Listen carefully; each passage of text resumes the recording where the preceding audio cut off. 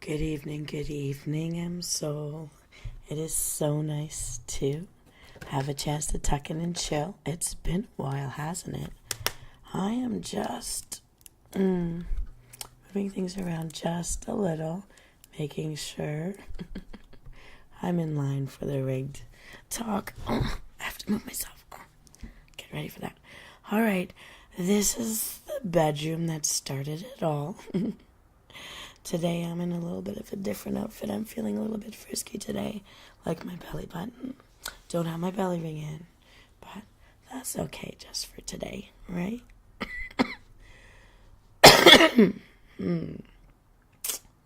Now, it seems that this little thing I constructed to hold up my camera so that I can rig my face properly fell down just a moment ago. I'm not sure how to hold it in place. You see here, I have a singing bowl. Okay, I think that's good enough.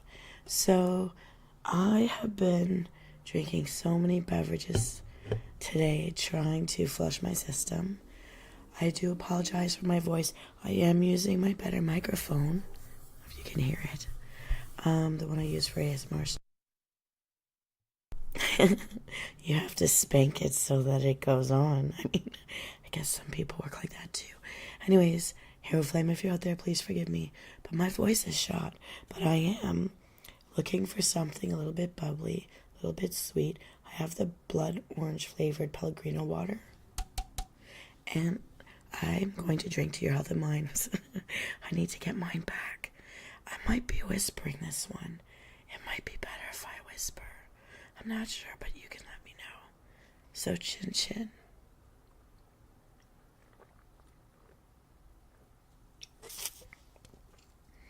Now if this is too creepy of a voice, you'll just have to let me know. So, let me bring you into dreamland. This is Venus Callida.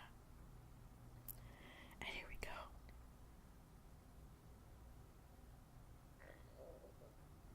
See if I do this right. Venus Callida reads The Black Cat, written by Edgar Allan Poe, published in, actually that should say 1845. Let me fix that right now. Just gonna watch me. I'm so sorry. No. Those were the days of the catacombs. Alright. This work is in the public domain, and so are the pictures of Edgar Allan Poe that I use. As I read to you, The Black Cat. Now if you start to feel sleepy at any point, don't fight the journey. Take the ride to dreamland and enjoy.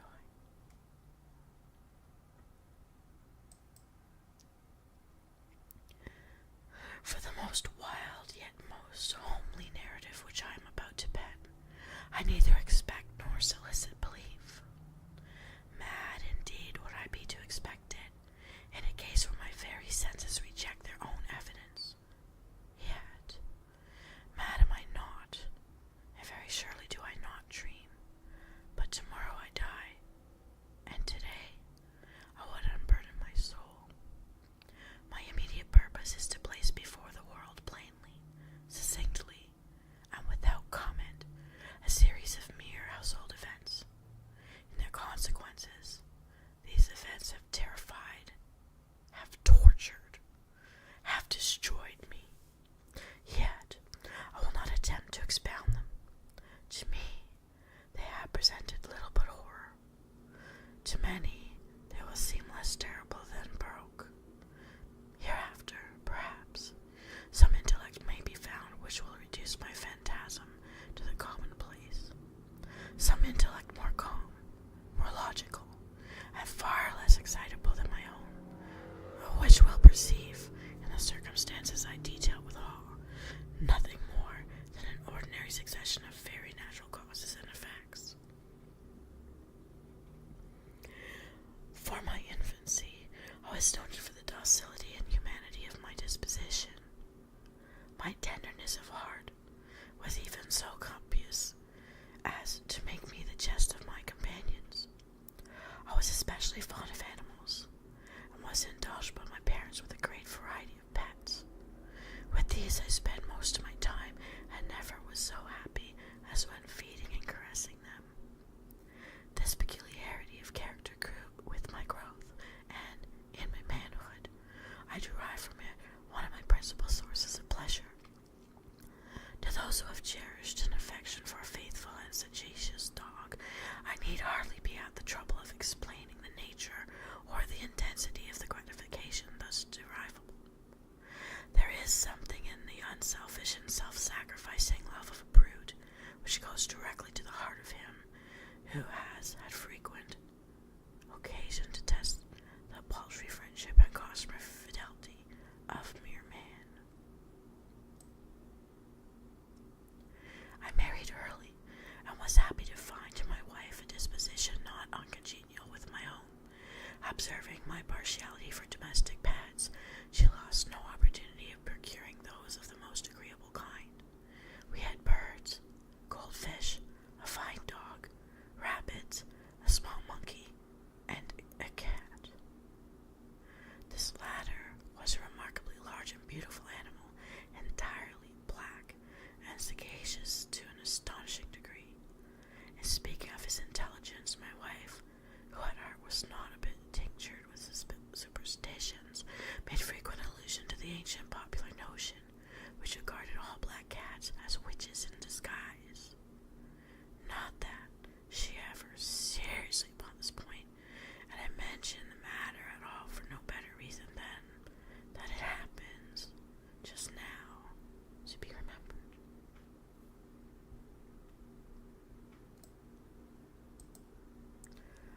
Pluto, this was the cat's name, was my favorite pet and playmate. I alone fed him, and he attended me wherever I went about the house. It was even with difficulty that I could prevent him from following me through the streets. Our friendship lasted in this manner for several years, during which my general temperament and character, through the instrumental of the fiend intemperance, had, I blush to confess it, experienced a radical alteration for the worse. I grew, day by day, more moody, more irritable, more regardless of the feeling of others. I suffered myself to use intemperate language to my wife. At length I even offended her personal violence. My pets, of course, were made to feel the change of my disposition. I not only neglected, but ill-used them. For Pluto, however, I still retained sufficient regard to restrain me from maltreating him, as I made no scruple of maltreating the rabbits, the monkey, or even the dog, when by accident or through affection it came in my way. But my disease grew upon me, for what disease is like alcohol? And at length even Pluto, who was now becoming old, and consequently somewhat peevish, even Pluto began to experience the effects of my ill temper. One night, returning home, much intoxicated from one of my haunts about town, I fancied that the cat avoided my presence. I seized him, when in his fright at my violence he inflicted a slight wound upon my hand with his teeth. The fury of a demon instantly possessed me. I knew myself no longer. My original soul seemed at once to take its flight from my body, and a more than fiendish malevolence, chin-nurtured, thrilled every fibre of my frame. I took from my waistcoat pocket a penknife, opened it, grasped the poor beast by the throat, and deliberately cut out of its eye from the socket. I blush, I burn, I shudder, while I pen the damnable atrocity.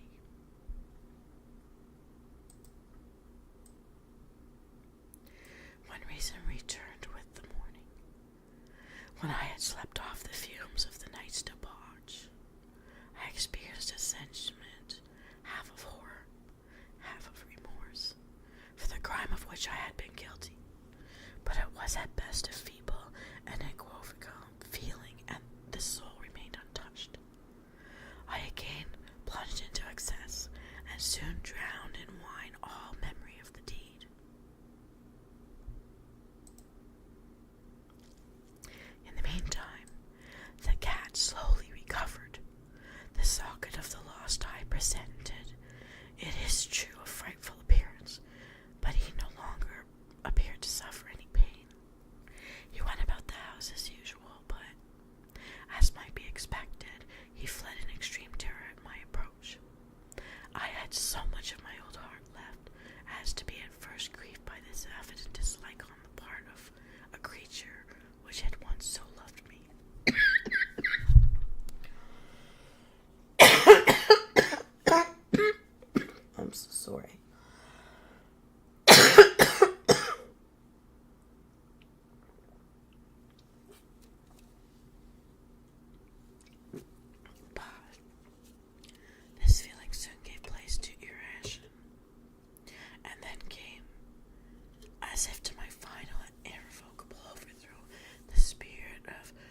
perverseness of this spirit philosophy takes no account. Yet I am not more sure that my soul lives than I am that perverseness is one of the primitive impulses of the human heart, one of the indivisible primary faculties or sentiments which gives direction to the character of man, who has not 100 times found himself committing a vile or silly action for no other reason than because he knows he should not. Have we not a perpetual inclination in the teeth of our best judgment to violate that which is law, merely because we understand it to be such? This spirit of perverseness, I say, came to my final overthrow. It was this unfathomable longing of the soul to vex itself.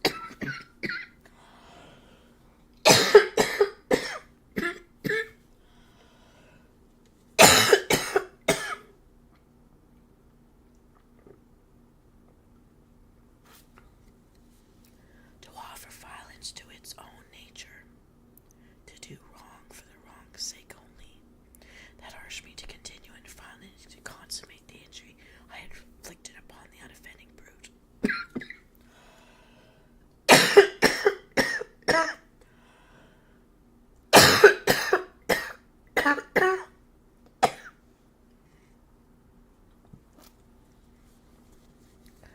One morning in cool blood, I slipped a noose about its neck and hung it to the limb of a tree, hung it with the tears streaming from my eyes, and with the bitterest remorse in my heart.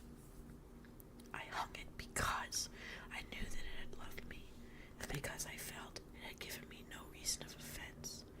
Hung it because I knew that, in so doing, I was committing a sin, a deadly sin, that would so jeopardize my immortal soul as to place it, if such a thing were possible, even beyond the reach of the infinite mercy of the most merciful and most terrible God.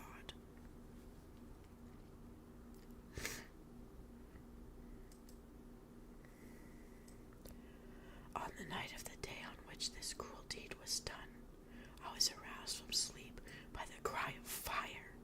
Fire!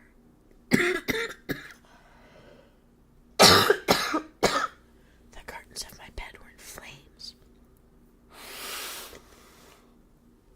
The whole house was blazing.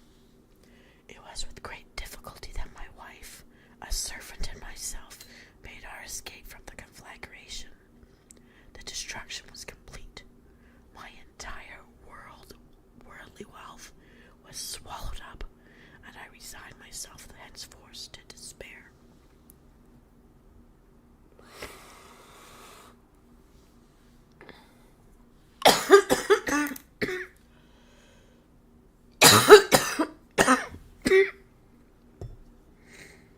I am above the weakness of seeking to establish a sequence of cause and effect between the disaster and the atrocity, but I am detailing a chain of facts, and wish not to leave even a possible link imperfect. On the day succeeding the fire, I visited the ruins. The walls, with one exception, had fallen in. This exception was found in a compartment wall not very thick, which stood about the middle of the house, and against which had rested the head of my bed. The plastering had here, in great measure, resisted the action of the fire.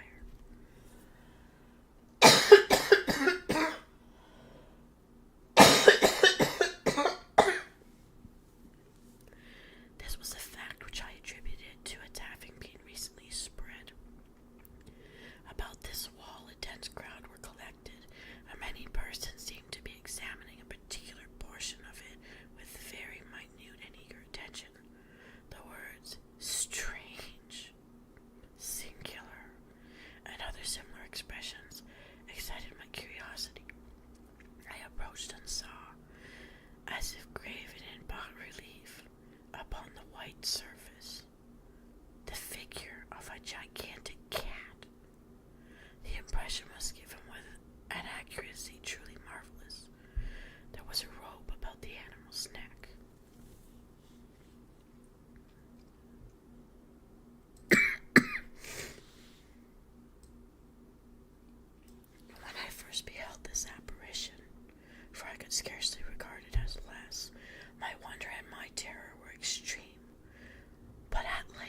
recollection came to my aid. The cat, I remembered, had been hung in a garden adjacent to the house. Upon the alarm of fire, this garden had been immediately filled by the crowd, by someone of whom the animal must have been cut from the tree and thrown, through an open window, into my chamber. This had probably been done with the view of arousing me from sleep. The falling of other walls had compressed the victim of my cruelty into the substance of the freshly spread plaster, the lime of which, with the flames and the ammonia from the carcass, had then accomplished the portraiture as I saw it. Although I thus readily accounted to my reason, if not altogether to my conscience, for the startling fact just detailed, it did not the less fail to make a deep impression. I hear a flame. It made a deep impression upon my fancy. For months I could not rid myself of the phantasm of the cat, and during this period there came back into my spirit a half sentiment that seemed, but was not, remorse. I went so far as to regret the loss of the animal, and to look about me among the vile haunts which I now habitually frequented for another pet of the same species, and of somewhat similar appearance, with which to supply its place. Hero Flame, I hope you can hear me. Please let me know if you can.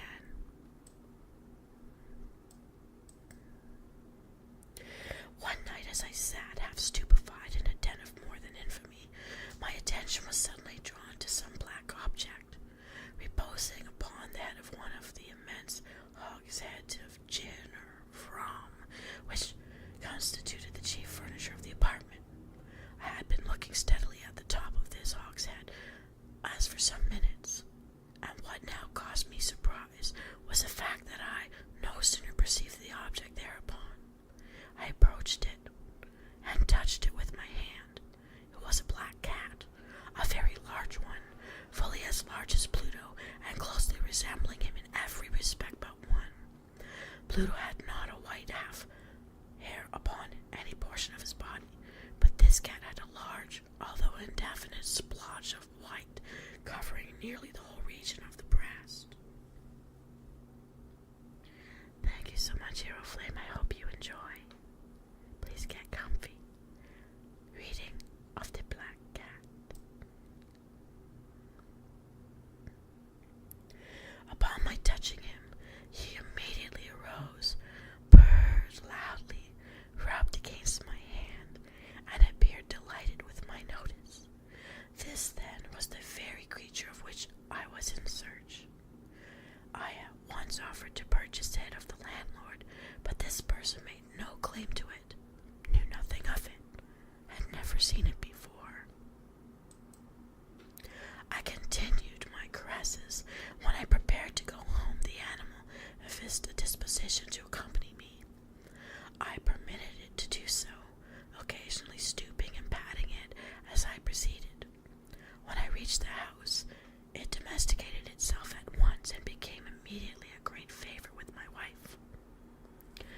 For my own part, I soon found a dislike to it arising within me. This was just the reverse of what I had anticipated, but I know not how or why it was. Its evident fondness for myself rather disgusted and annoyed. By slow degrees, these feelings of disgust and annoyance rose into the bitterness of hatred. I avoided the creature. A certain sense of shame, and the remembrance of my former deed of cruelty, preventing me from physically abusing it. I did not for some weeks strike or otherwise violently ill-use it, but gradually, very gradually, I came to look upon it with the unutterable loathing, and to flee silently from its odious presence, as from the breath of a pestilence.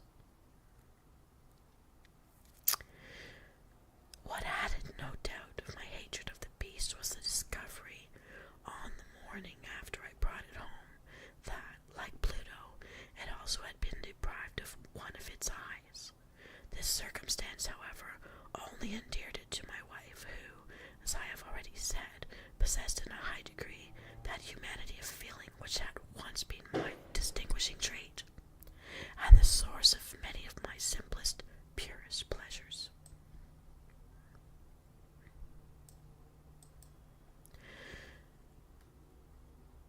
With my aversion to this cat, however, its partiality for myself seemed to increase.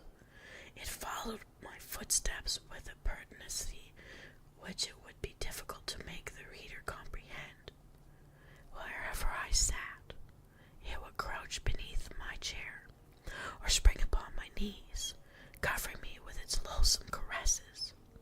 If I arose to walk it would get between my feet and thus nearly throw me down, or, fastening its long and sharp claws in my dress, clamber in this manner to my breast. At such times, although I longed to destroy it with a blow, I was yet withheld from so doing, partly by a memory of my former crime, but chiefly, let me confess it at once, by absolute dread of the beast. This dread was not exactly a dread of physical evil, and yet I should be at a loss how otherwise to define it. I am almost ashamed to own, yes, even in this felon's cell, I am almost ashamed to own, that the terror and horror with which the animal inspired me had been heightened by one of the merest chimeras it would be possible to conceive. My wife had called my attention more than once to the character of the mark of white hair, of which I have spoken, and which constituted the sole visible difference between the strange beast and the one I had destroyed. The reader will remember that this mark, although large, had been originally very indefinite, but by slow degrees nearly imperceptible, and which for a long time my reason struggled to reject as fanciful. It had at length assumed a rigorous distinctness of outline. It was now the representation of an object that I shuddered to name, and for this, above all, I loathed and dreaded, and would have rid myself of the monster had I dared. It was now, I say, the image of a hideous, of a ghastly thing, of the gallows, all mournful and terrible engine of horror and of crime, of agony and of death.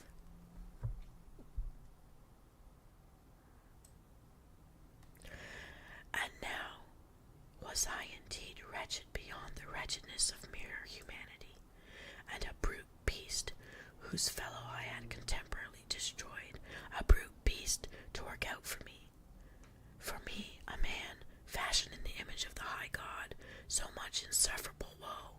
Alas, neither by day nor by night knew I the blessed of rest any more. During the former, the creature left me no moment alone, and in the latter I started hourly from dreams of unutterable fear, to find the hot breath of the thing upon my face, and its vast weight, an incarnate nightmare that I had no power to shake off, incumbent eternally upon my heart. Beneath the pressure of torments such as these, the feeble remnant of the good within me succumbed. Evil thoughts became my soul's intimates. The darkest and most evil of thoughts, the moodiness of my usual temper increased to hatred of all things and of all mankind, while, from the sudden, frequent, and ungovernable outbursts of a fury to which I now blindly abandoned myself, my uncomplaining wife, alas, was the most usual and the most patient of sufferers. One day she accompanied me upon some household errand into the cellar of the old building which our poverty compelled us to inhabit. The cat followed me down the steep stairs, and nearly throwing me headlong, exasperated me to madness. Uplifting an axe, and forgetting in my wrath the childish dread which had hitherto strayed my hand, I aimed a blow at the animal, which of course would have proved instantly fatal had it descended as I wished. But this blow was arrested by the hand of my wife. Goaded by the interference into a rage more than demoniacal, I withdrew my arm from her grasp and buried the axe in her brain. She fell dead upon the spot, without a groan. This hideous murder accomplished, I set myself forthwith and with entire deliberation to the task of concealing the body. I knew that I could not remove it from the house, either by day or by night, without the risk of being observed by the neighbors. Many projects entered my mind. At one period I thought of cutting the corpse into minute fragments and destroying them by fire. At another, I resolved to dig a grave for it in the floor of the cellar. Again, I deliberately about casting it in the well in the yard, but packing it in a box, as if merchandise, with the usual arrangements, and so getting a porter to take it from the house. Finally, I hit upon what I considered a far better expedient than either of these. I was determined to wall it up in the cellar, as the monks of the Middle Ages had recorded to have walled up their victims. For a purpose such as this, the cellar was well adapted. Its walls were loosely constructed, and had lately been plastered throughout with a rough plaster, which the dampness of the atmosphere had prevented from hardening. Moreover, in one of the walls was a projection, caused by a false chimney or fireplace that had been filled up, and made to resemble the rest of the cellar. I made no doubt that I could readily displace the bricks at this point, insert the corpse, and wall the whole thing up as before, so that no eye could detect anything suspicious.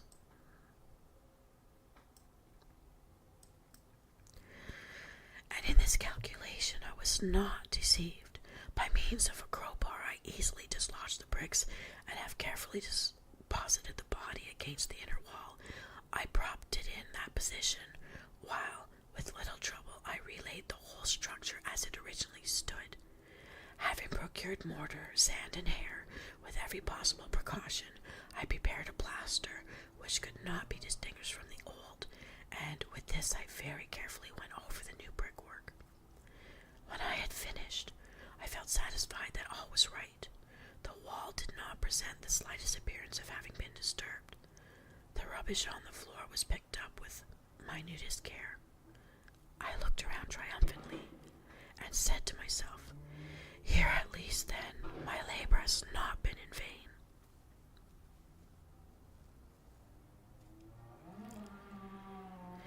My next step was to look for the beast which had been the cause of so much wretchedness, for I had at length firmly resolved to put it to death.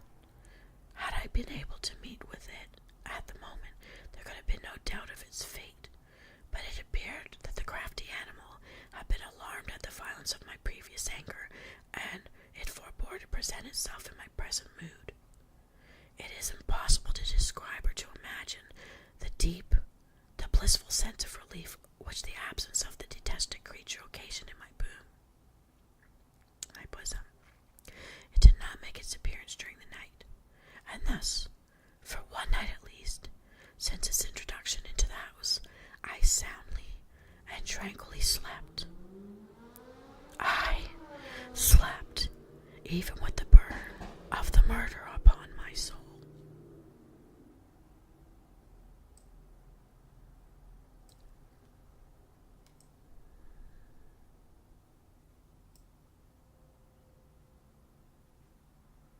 The second and the third day passed, and still my tormentor came not. Once again I breathed as a free man. The monster in terror had fled the premises forever. I should behold it no more. My happiness was supreme. The guilt of my dark deed disturbed me but little. Some few inquiries had been made, but these had been readily answered. Even a search had been instituted, but of course nothing was to be discovered. I looked upon my future felicity as secured.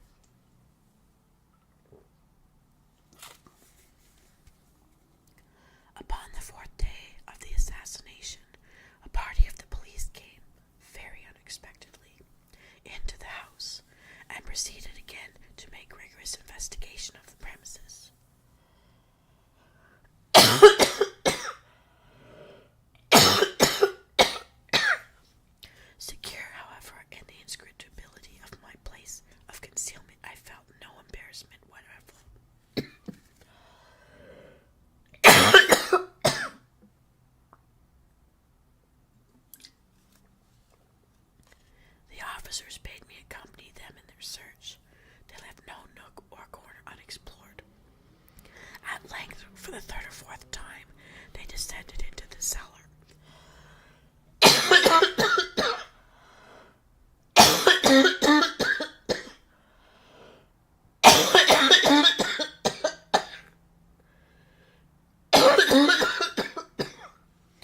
Excuse me.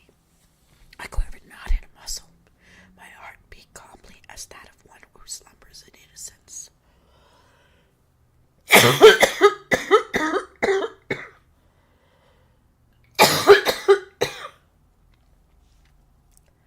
I walked the cellar from end to end.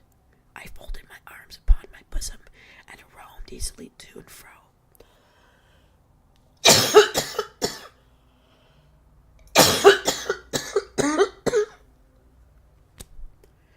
The police were thoroughly satisfied and prepared to depart. The glee at my heart was too strong to be restrained. I burned to say it, but one word, by way of triumph, and to render doubly sure their assurance of my guiltlessness.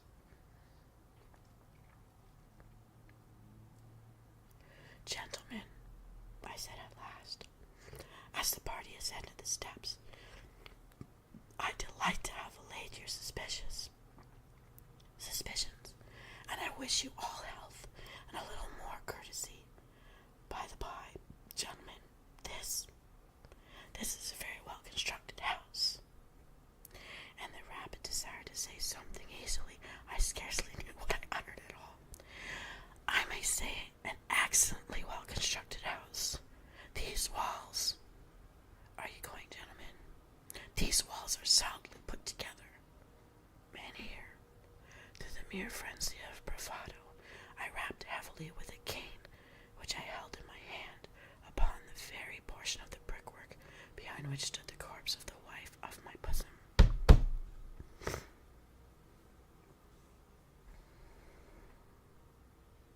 But may God shield and deliver me from the fangs of that arch-fiend. No sooner had the reverberation of my blows sunk into silence than I was answered by a voice from within the tomb, by a cry, at first muffled and broken, like the sobbing of a child, and then quickly swelling into one long, loud, and continuous scream, utterly anomalous and inhuman, a howl, a wailing streak, half of horror and half of triumph, such as might have arisen only out of hell, conjointly from the throats of the damned in their agony, and of the demons that exult in the damnation of my own thoughts. It is folly to speak. Swooning, I staggered to the opposite wall. For one instant, the party upon the stairs remained motionless, through extremity of terror and of awe. In the next, a dozen stout arms were toiling at the wall. It fell bodily. The corpse, already greatly degraded and clotted with gore, stood erect before the eyes of the suspectors. Upon its head, with red extended mouth and solitary eye of fire, sat the hideous beast whose craft had seduced me into murder, and whose informing voice had consigned me to the hangman. I had walled up the monster within the tomb.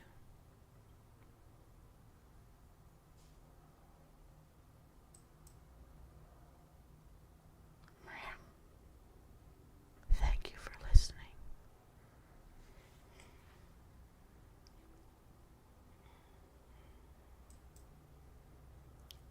Well, my very precious mortal souls, I hope you enjoyed listening. I am so sorry for my coughing. Let's just pretend all the dust